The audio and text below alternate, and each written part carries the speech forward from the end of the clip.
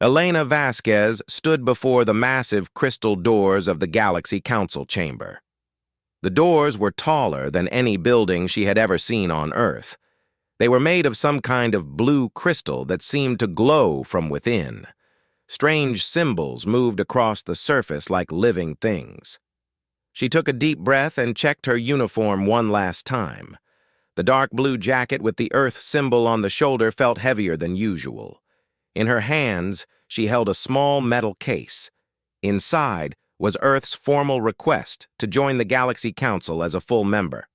For one whole year, Earth had been a trial member. They could watch the meetings but could not vote. They could trade with some alien worlds, but only under strict rules. Now, after 12 months of good behavior, Earth wanted full membership. The doors opened without a sound. Elena walked into the largest room she had ever seen. The chamber was round and went up so high that she could not see the top. Thousands of seats surrounded a small platform in the center. Most of the seats were filled with aliens of every shape and size she could imagine. Some looked like giant insects with too many arms. Others were made of what seemed like living metal. There were creatures that looked like floating jellyfish and beings that appeared to be made of pure light. All of them turned to look at her as she walked to the center platform. High Chancellor Zeftalar sat on the highest seat. He was 12 feet tall and looked like a cross between a lizard and a bird. His golden scales caught the light from above, and his 4 eyes all focused on Elena. When he spoke, his voice filled the entire chamber without any effort. "The representative from the world called Earth seeks an audience," he said. His tone made it clear that he thought this was a waste of time. Elena stepped onto the platform. A circle of light appeared around her, and suddenly her voice could be heard throughout the massive chamber. "Honored council members," she began, opening the metal case, "I present Earth's formal application for full membership in the Galaxy Council." The moment she said those words, the chamber erupted in noise. It was not the kind of noise humans make when they laugh. Instead, there were clicking sounds, buzzing noises, musical notes, and strange whistles. But Elena knew what it was. They were all laughing at her. She stood perfectly still and waited for the noise to stop. It took almost 5 minutes. Chancellor Zeftalar raised one of his 4 arms, and the chamber became quiet again. "Tell us, human, why should we grant your primitive species full membership?" Elena had prepared for this question. "Earth has followed all council rules for 1 year. We have traded fairly with member worlds. We have shared our knowledge freely. We have harmed no one." More laughter filled the chamber, but this time it was quieter. A voice called out from the seats. It sounded like metal scraping against metal. "You call your knowledge valuable? You barely understand your own sun." Another voice, this one like wind through trees, joined in. "Your people still fight wars among themselves. How can you claim to be civilized?" "Your technology is thousands of years behind ours," said a third voice that sounded like singing crystals. "You use chemical rockets to barely reach your own moon." Chancellor Zeftalar stood up. "Let us review the evidence against this application." The air above the platform began to show moving pictures. Elena watched as images of Earth's history played out for all to see. There were wars, pollution, destroyed forests, and starving children. The aliens made disgusted noises as they watched. "This species," the Chancellor continued, "has spent most of its existence destroying its own world and fighting among its own kind. They have no unified government. They waste resources on conflict instead of progress. They are emotional, unpredictable, and violent." Elena felt her face growing hot, but she kept her expression calm. "We have learned from our mistakes. We are working together now more than ever before." "Working together?"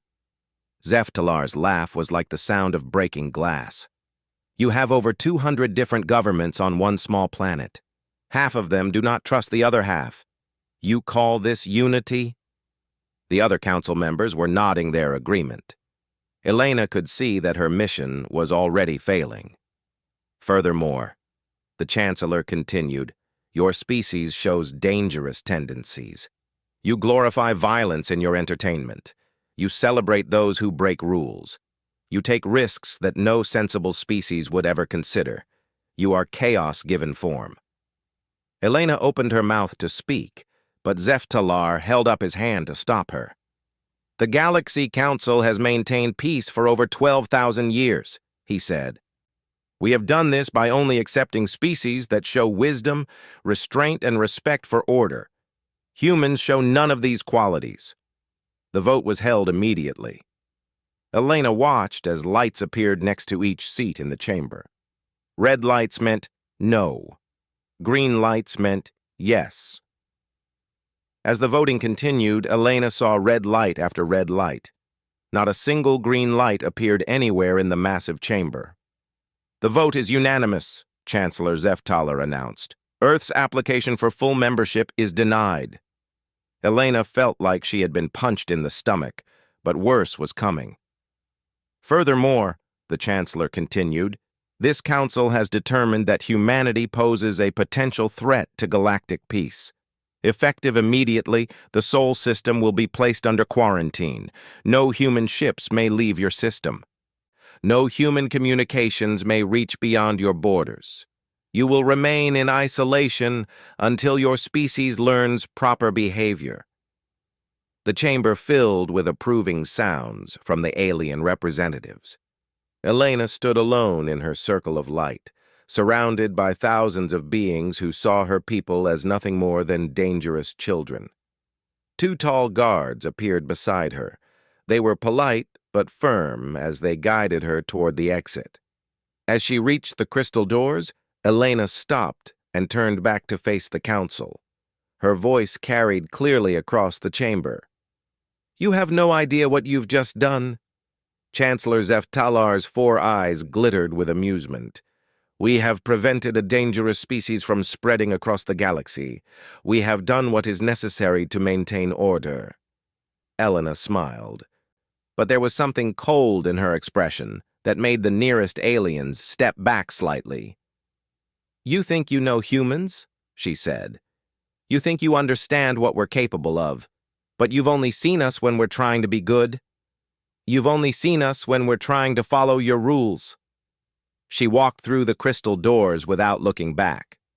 Her last words echoed in the chamber long after she was gone. You wanted to see what humans do when someone tries to cage us. Congratulations. You're about to find out. 3 days after the council meeting, Chancellor Zeftalar hosted a dinner party at his palace on Hegemony Prime. The palace was carved from a single mountain of black stone and decorated with treasures from 1,000 worlds. 40 of the most powerful beings in the galaxy sat around a table made from crystallized starlight. I must admit, said Councillor Vexara, a being that looked like a floating sphere covered in silver spikes. The human representative showed remarkable composure for such a primitive species. The other guests made sounds of agreement while they ate foods that would have been impossible to identify by human standards. Zeftalar waved one of his clawed hands dismissively. Composure means nothing without wisdom. Let me show you what we are dealing with. The air above the table shimmered and images began to appear. They showed scenes from human history that the council had gathered during their evaluation. Look at this, Zeftalar said as the images showed human soldiers in battle. They fight wars over pieces of land smaller than my garden. They use weapons designed to cause maximum pain rather than quick death. They celebrate these battles in their stories and songs. The dinner guests watched with fascination as more images appeared. Humans climbing impossible mountains for no practical reason. Humans jumping out of flying machines with only thin cloth to slow their fall. Humans racing machines at deadly speeds around circular tracks while other humans cheered. They seek danger, observed Councillor Thanesh, whose crystalline body rang like bells when he spoke. What evolved species actively pursues activities that might kill them? Exactly my point, Zeftalar replied. They are chaos incarnate. They take risks that would terrify a child of any civilized race, and they call it fun. More images played. Humans diving into deep water to swim with creatures that could easily kill them. Humans launching themselves into space in metal tubes powered by controlled explosions. Humans hitting small balls with sticks and running around in circles while thousands watched. "I particularly enjoy this one," Zef-Talar said, as the image showed humans fighting with their bare hands while others threw money and shouted encouragement. They hit each other for entertainment and pay to watch others do the same. The guests made sounds of disgust and amusement. "Still," said Counselor Melathon, a being that looked like living water held together by will alone, "they did manage to achieve faster-than-light travel. That requires some intelligence." Zef-Talar's laugh filled the dining hall. "Barely.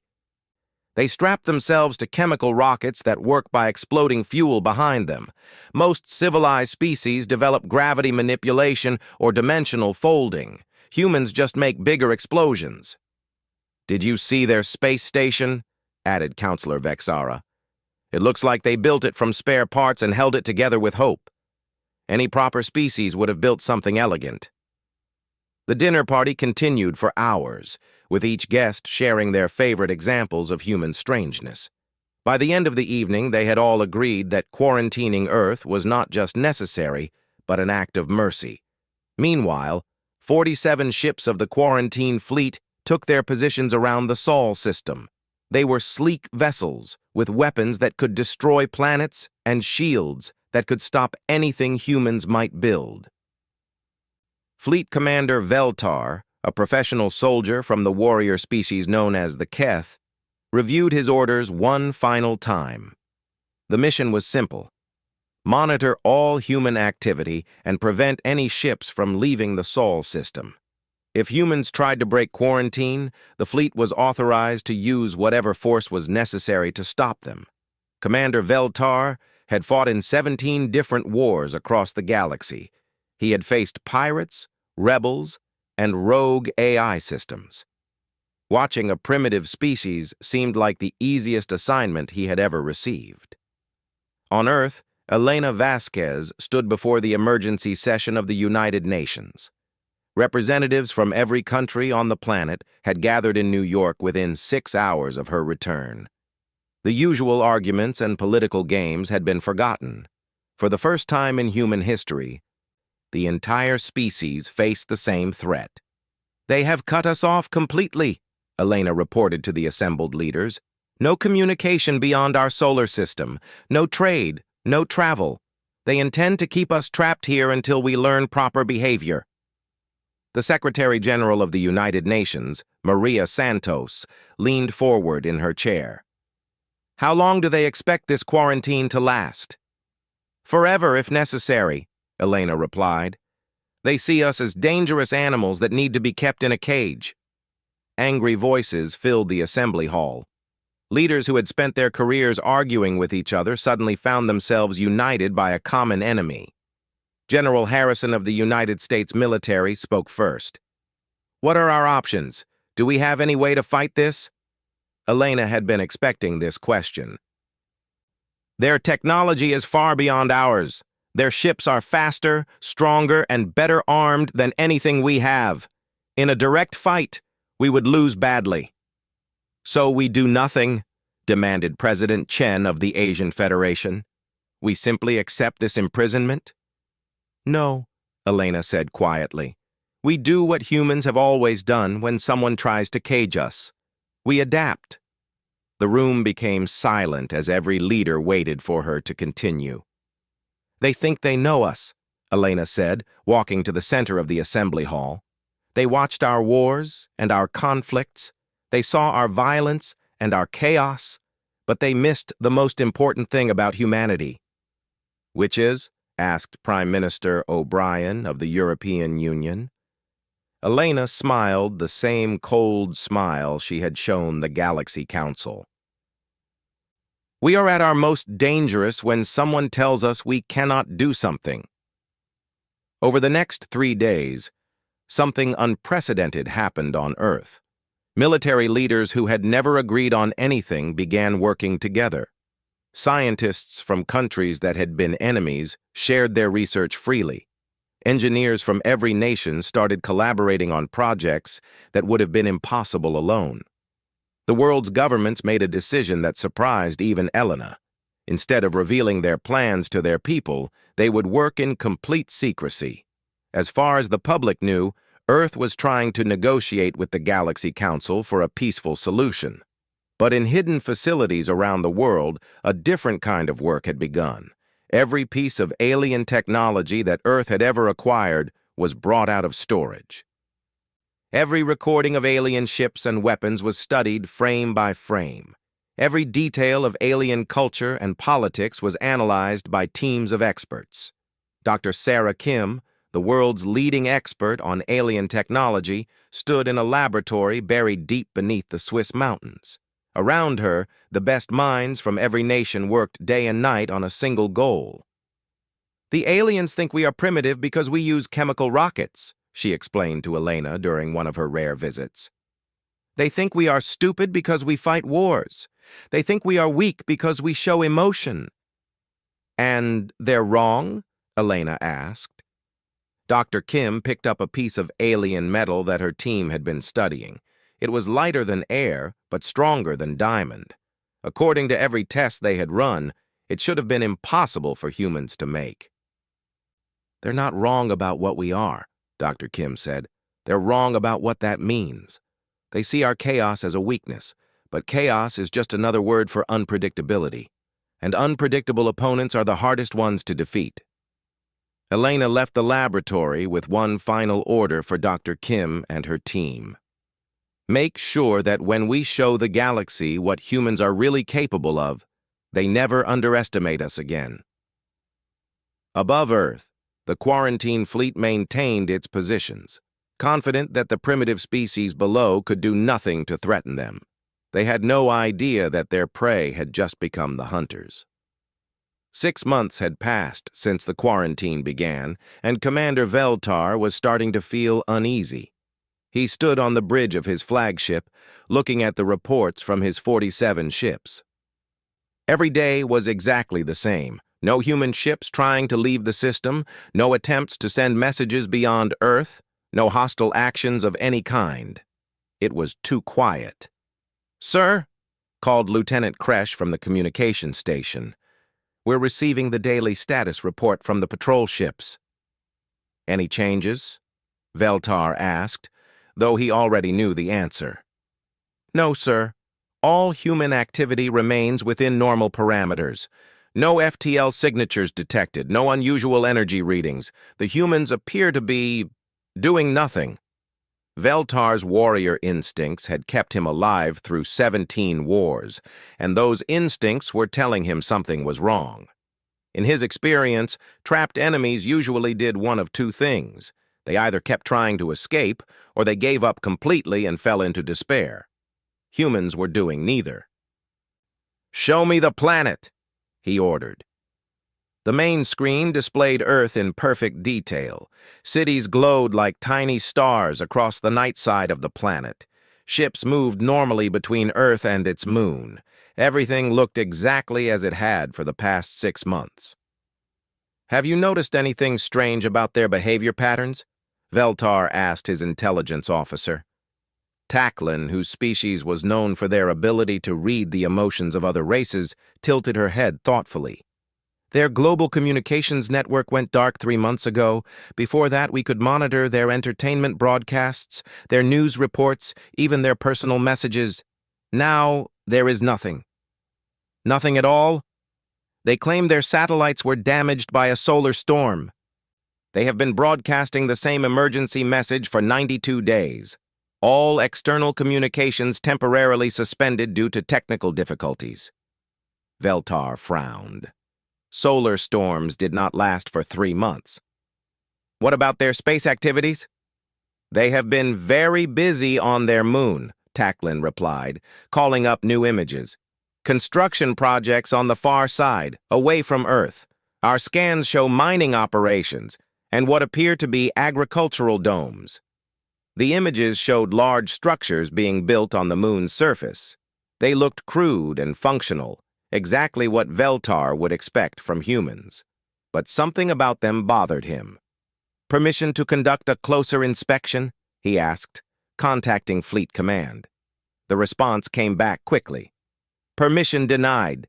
Humans are complying with quarantine terms. Do not escalate unnecessarily." Back on Hegemony Prime, Chancellor Zeftaler was hosting another council session. The matter of human quarantine was not even on the agenda.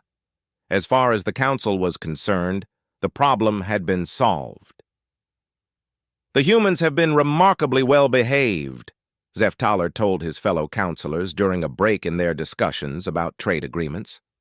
"Not a single violation in 6 months. Perhaps they are learning proper civilized behavior after all. Or they have simply given up," suggested Councillor Thanesh. "Primitive species often lose hope when faced with superior technology." "Either way," added Councillor Vexara, "the threat has been contained. We should consider using Earth as a study subject. We could learn much about how primitive civilizations develop." The other councillors agreed enthusiastically. Studying Earth could provide valuable data for future encounters with young species. "I propose we send a research team," Zeftaler declared. "We can observe human behavior under controlled conditions. It will be fascinating to see how they adapt to permanent isolation." What the Galaxy Council did not know was that Earth's silence was not the result of giving up or learning proper behavior. Deep beneath the surface of the moon, in facilities that had been carefully disguised to look like simple mining operations, humanity was working on something that would change the galaxy forever. Dr. Sarah Kim had not left her laboratory in 4 months. Around her, teams of scientists and engineers worked in shifts that never stopped. They had solved problems in weeks that alien species had taken decades to understand. Not because humans were smarter, but because they approached problems differently. "Status report," Elena said as she entered the main laboratory. The underground facility now stretched for miles in every direction, hidden beneath fake mining equipment and false agricultural domes. "We've cracked their communication encryption," Dr. Kim reported, exhaustion clear in her voice. "We've been monitoring Galaxy Council transmissions for 8 weeks. We know about their research proposal." Elena smiled grimly. "Let them come. By the time they arrive, it won't matter." "The ship construction is ahead of schedule," continued Dr. Kim, leading Elena through corridors lined with equipment that looked like nothing Earth had ever built before. "We've successfully combined human engineering with their technology. The results are impressive." They stopped before a massive window that looked out into an enormous underground chamber. Elena gasped at what she saw. 12 ships hung in construction cradles, each one the size of a city block. They looked like human vessels, but there were subtle differences that made them seem alien and familiar at the same time. The hulls were made from the same impossible materials as alien ships, but the designs were purely human in their aggressive simplicity. "They're beautiful," Elena whispered. "They're monsters," Dr. Kim corrected. "Each one has firepower that exceeds anything in the quarantine fleet, but that's not the best part." She led Elena to another window, this one looking into a training facility where hundreds of people were practicing with equipment that definitely was not human in origin. "Remember how the aliens laughed at our chemical rockets?" Dr. Kim asked. "They assumed we couldn't learn their technology. They were wrong." Elena watched as human pilots practiced flying ships using alien controls. They moved with a skill and aggression that she had never seen in alien broadcasts. Where alien pilots were smooth and efficient, humans were unpredictable and creative. "How long until we're ready?" Elena asked. 2 weeks for the first phase," Dr. Kim replied. "But Elena, you need to understand something. What we're planning will change everything. There won't be any going back." Elena looked out at the ships being built by human hands using alien technology improved by human innovation. Each vessel represented months of work by the best minds on Earth, all focused on a single goal. "Good," she said finally. "I'm tired of playing by their rules." Above them, on Earth's surface, life continued normally. People went to work, children went to school, and politicians made speeches about negotiating with the Galaxy Council for a peaceful resolution to the quarantine. The truth was known only to a few thousand people, all of whom had volunteered for humanity's most important secret. In space, Commander Veltar continued his patrols, growing more uneasy with each passing day. His sensors showed nothing unusual, but his instincts screamed that something was terribly wrong. 3 of his ships had reported minor technical problems in the past week. Nothing serious. Communication glitches, temporary sensor failures, brief power fluctuations. The problems were small enough that his engineers dismissed them as normal wear and tear. Veltar was not so sure. In 17 wars, he had learned that the enemy's first move was often invisible until it was too late. On the 4th day of the 6th month, something changed. For exactly 60 seconds, Earth's communication blackout was broken. A single transmission burst through the static, appearing to be nothing more than a child's birthday celebration. The message was in basic human language, talking about cake and presents and birthday wishes. The quarantine fleet's computers analyzed the transmission and found nothing suspicious. Just a primitive broadcast that had accidentally broken through their damaged communication network. But Commander Veltar had been a soldier for too long to believe in accidents. He played the transmission again and again, listening for something his computers might have missed. Finally, hidden beneath the static and disguised as equipment noise, he found it. A voice speaking in a language that was almost human, but not quite. It was Elena Vasquez, and her message was only 5 words long. "Phase 1 complete. Humanity sends its regards." Commander Veltar felt his blood turn cold. He immediately sent an emergency message to Fleet Command. "Request immediate reinforcements. Human quarantine may be compromised." The response took 6 hours to arrive. "No signs of human activity beyond their system. Maintain current positions. Do not create incidents over minor communication errors." That night, as Commander Veltar stared out at the small blue planet that had haunted his dreams for months, 3 more of his ships reported technical problems. And this time, the problems did not go away. In her laboratory beneath the moon, Dr. Kim looked at the data streaming in from the infiltration programs they had secretly planted in alien systems. The programs were working perfectly, gathering information and preparing for something the Galaxy Council had never imagined possible. "Elena," she called over the communication system, "you need to see this. We're receiving data from their ship computers. We know their positions, their weapons capabilities, even their crew schedules." Elena's voice came back through the speakers, and Dr. Kim could hear the smile in it. "Excellent. How much longer until Phase 2? 72 hours, Dr. Kim replied, looking at the countdown timer that had been running for 6 months. "Then let's make sure the galaxy remembers why you should never cage a human." The first sign that something was wrong came at exactly noon, Galaxy Council Standard Time, on a day that would be remembered as the beginning of the end of the old order. Commander Veltar was reviewing his ship's status reports when every screen on his bridge went blank. For 3 seconds, there was total silence. Then Elena Vasquez appeared on every display in the quarantine fleet.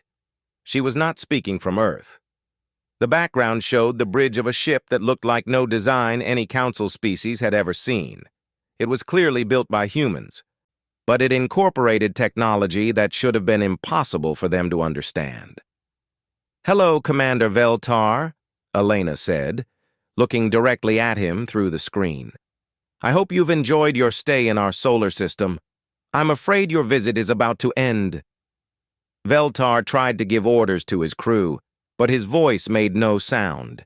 Every communication system on every ship in the fleet had been taken over. 6 months ago, Elena continued, the Galaxy Council made a mistake. They thought they could cage humanity. They thought they could cut us off from the galaxy and leave us to rot in isolation. What they didn't understand is that humans are at their most creative when someone tells them something is impossible. On Hegemony Prime, Chancellor Zeph Toller was enjoying his morning meal when Elena's image appeared in his private dining hall.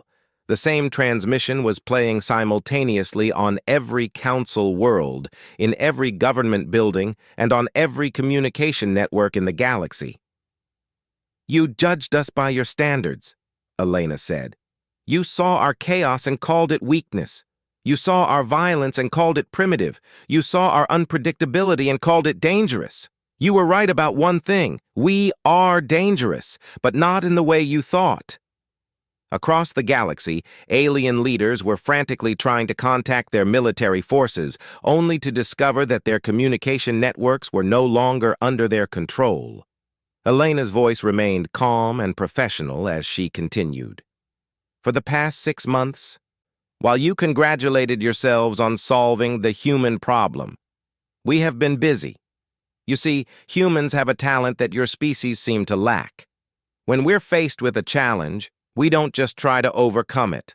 We try to understand it completely, and then we make it better. The image behind Elena shifted, showing vast construction facilities on the dark side of Earth's moon. Hundreds of ships were visible, each one a hybrid of human engineering and alien technology that had been improved beyond anything the galaxy had ever seen. Your ships are faster than ours, Elena admitted. Or rather, they were.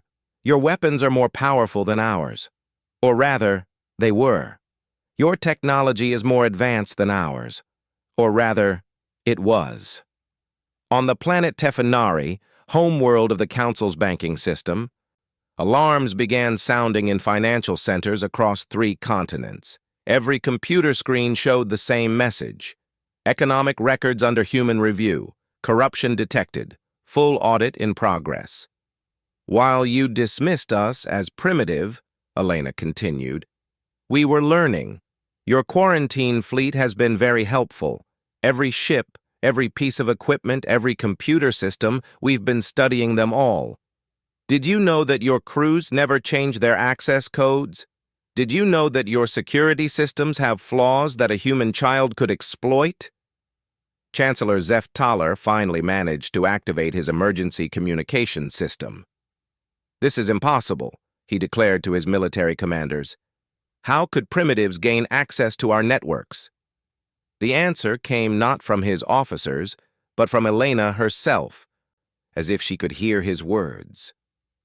You called us primitive because we use chemical explosions to reach space. But explosions require precise timing, exact measurements, and perfect engineering. One small mistake, and everyone dies. You called us violent because we fight wars. But war requires strategy, adaptation, and the ability to think faster than your enemy. You called us unpredictable because we take risks. But calculated risks require understanding consequences better than anyone else. Throughout the galaxy, the carefully maintained order that had existed for 12,000 years began to crumble. On Velthor Prime, the worker species that had served the Council for millennia received broadcasts in their own languages. The messages contained information about their rights, their value, and most importantly, proof that the Council had been lying to them about the reasons for their low status. We didn't just learn your technology, Elena explained. We improved it. Human engineers don't just ask, how does this work? We ask, how can we make it work better? Human scientists don't just study what exists. We imagine what could exist. Commander Veltar watched in horror as his weapons systems shut down one by one. His engines stopped responding. His shields flickered and died. Around him, the same thing was happening to every ship in the quarantine fleet. Don't worry, Commander, Elena said, speaking directly to him again. Your ships are not damaged. Your crews are not harmed. We simply borrowed your technology for a moment to show you something important." Above Earth's moon, space began to shimmer. 12 massive ships appeared, seemingly from nowhere. They were clearly of human design, but they moved with impossible grace and speed. Each ship was larger than anything in the quarantine fleet, and they radiated power that made the alien sensors scream warnings that nobody could hear. "Stealth technology," Elena explained casually. "We took your cloaking devices and made them better. Your scientists said it was impossible to hide something this large. They were wrong." On the Council worlds, something even more devastating was happening. For the first time in galactic history, the worker species, the servant classes, and the forgotten populations were speaking to each other. Human technology had given them communication networks that their rulers could not control. "While you debated whether to study us like animals," Elena continued, "we were talking to your people, not your leaders, your actual people, the ones you never listened to, the ones you never count, the ones you forgot existed. Revolutionary fires were beginning to burn across 89 worlds as populations that had been suppressed for millennia suddenly realized they outnumbered their oppressors by millions to one. We solved your physics problem," Elena announced, causing panic in Council scientific institutions across the galaxy. "The Valdeth equation that your greatest minds have been working on for 10,000 years? A human physicist solved it in 3 months. We're broadcasting the solution on all scientific frequencies right now." The implications were staggering. The Valdeth equation governed faster than light travel. If humans had solved it, they could build engines that made every ship in the galaxy obsolete overnight. "We crashed your economy," Elena added matter-of-factly, as if she were discussing the weather. "Turns out your banking system has been hiding massive corruption for centuries. We found the evidence and shared it with everyone. Your currency is now worth exactly what it should be: nothing." Throughout the Council worlds, governments were collapsing as their own people turned against them. The proof of corruption was undeniable, broadcast simultaneously on every communication network in languages that every species could understand. "And we united your enemies," Elena concluded with a smile that was both beautiful and terrifying. "For 12,000 years, you've kept primitive species fighting among themselves. You've convinced them that they were too different to work together. You were wrong about that, too." The space around Earth was filling with ships, not just human vessels, but craft from dozens of species that the Council had dismissed as too primitive to matter. They came from every corner of the galaxy, brought together by human diplomacy and united by human technology. Chancellor Zeph Talar tried one last desperate communication to his military forces. "Destroy them! Fire everything you have!" The response came back immediately. "Sir, our weapons are not responding. Our ships are not responding. We are completely helpless." Elena appeared one final time, now standing on what was clearly the bridge of the largest human ship. Behind her, beings from 100 different species worked together with an efficiency that the Council had never achieved. "You tried to judge us by your rules," Elena said. "You tried to cage us with your laws. You tried to limit us with your small imagination. But you made one critical error." She paused, and every being in the galaxy waited for her next words. "You forgot that rules are made to be broken.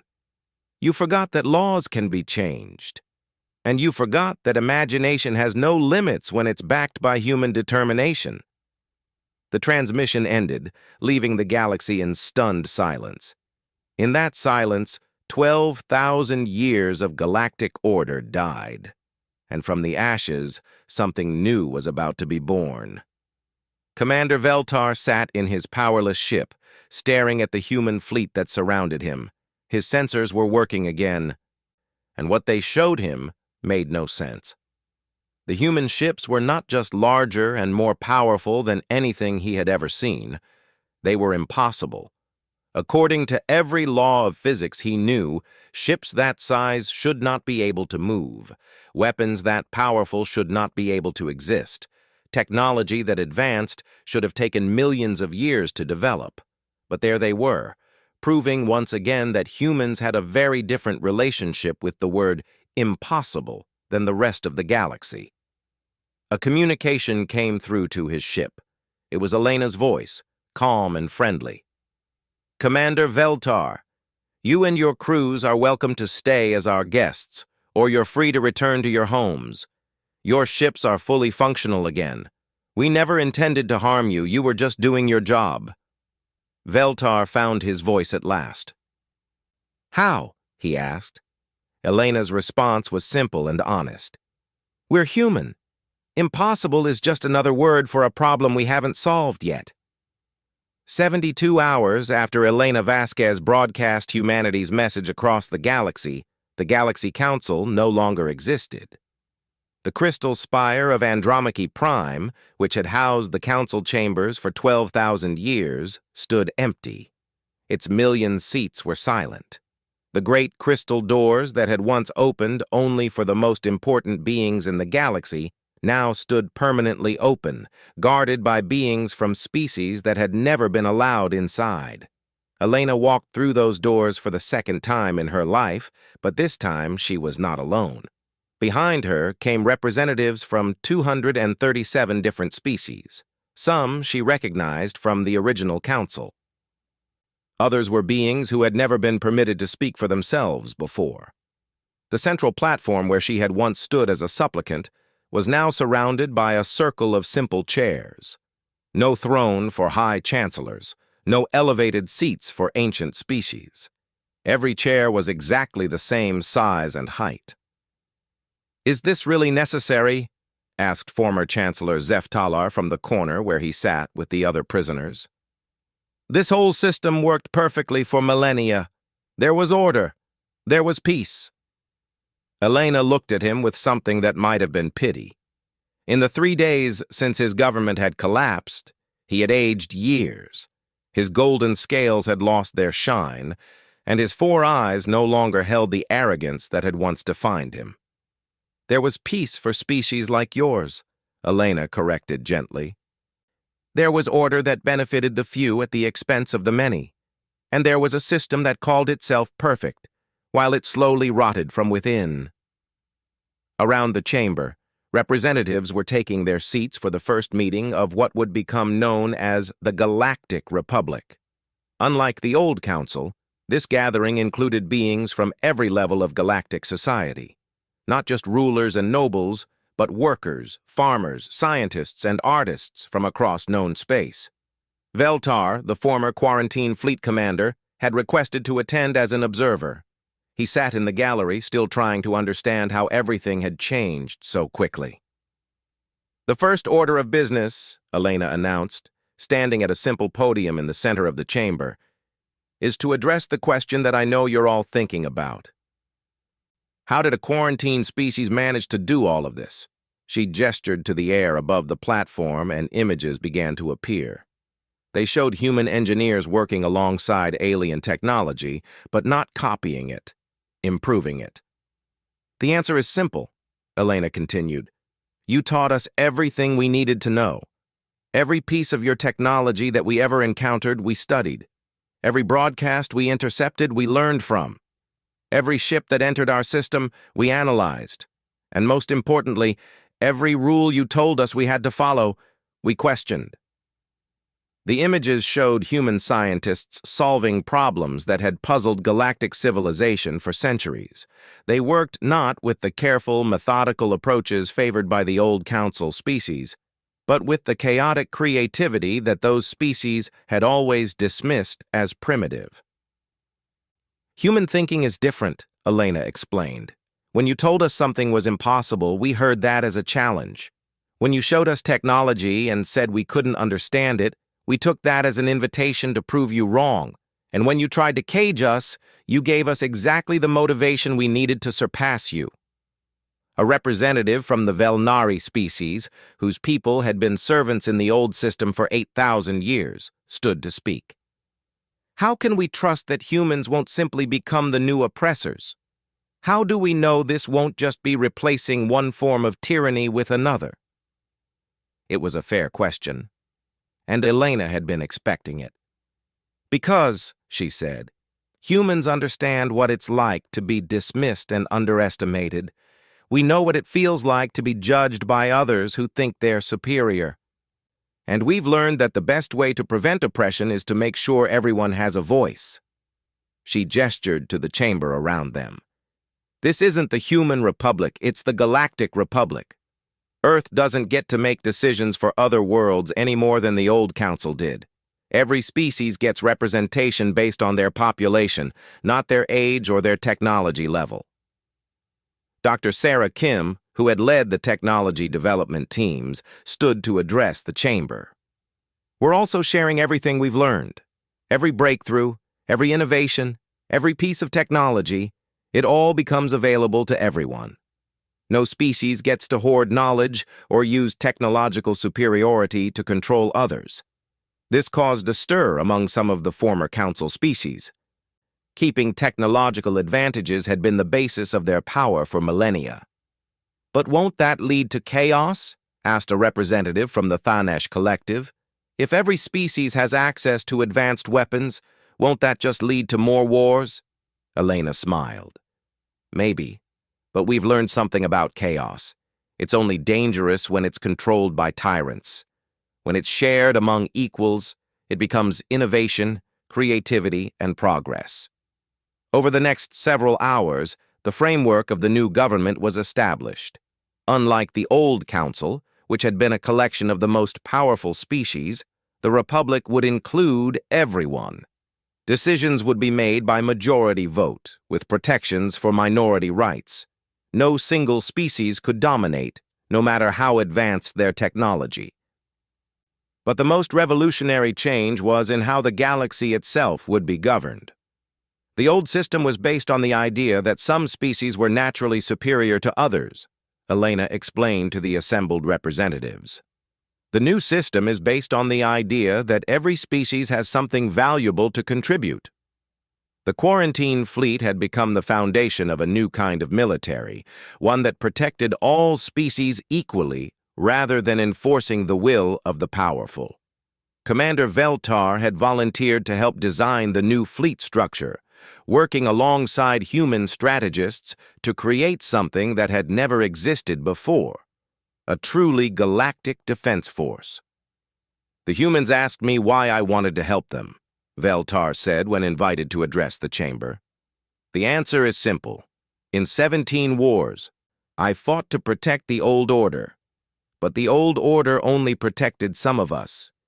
This new system protects all of us. Former Chancellor Zeftalar was allowed to speak before his trial began. He stood in chains, but his voice still carried across the chamber. "You think you've created something better?" he said, his words dripping with bitterness. "But you don't understand the responsibilities of leadership. You don't understand the burden of maintaining civilization across thousands of worlds. This chaos you're celebrating will destroy everything we built." Elena listened respectfully, then responded with words that would be remembered for generations. "You're right about one thing. We don't understand the burden of maintaining your civilization, because we're not trying to maintain it. We're replacing it with something better." The trial of the former council leaders took 3 weeks. Unlike the old system of justice, where punishments were decided in secret by powerful individuals, every proceeding was broadcast across the galaxy. The evidence was presented openly, and the verdicts were reached by juries that included representatives from species that had been oppressed by the old order. Most of the former leaders were sentenced to community service on the worlds they had exploited. Zeftalar, as the chief architect of the old system's worst abuses, was sentenced to spend the rest of his life helping to rebuild the societies his policies had damaged. "Is this justice?" he asked Elena on the day his sentence was announced. "No," Elena replied honestly. "Justice would be impossible. Too much damage was done over too many years to too many people, but this is accountability. and it's a chance for you to understand what you put others through.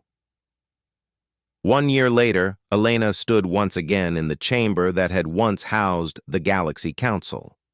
But now it buzzed with productive conversation as representatives from across the galaxy worked together on problems that affected everyone.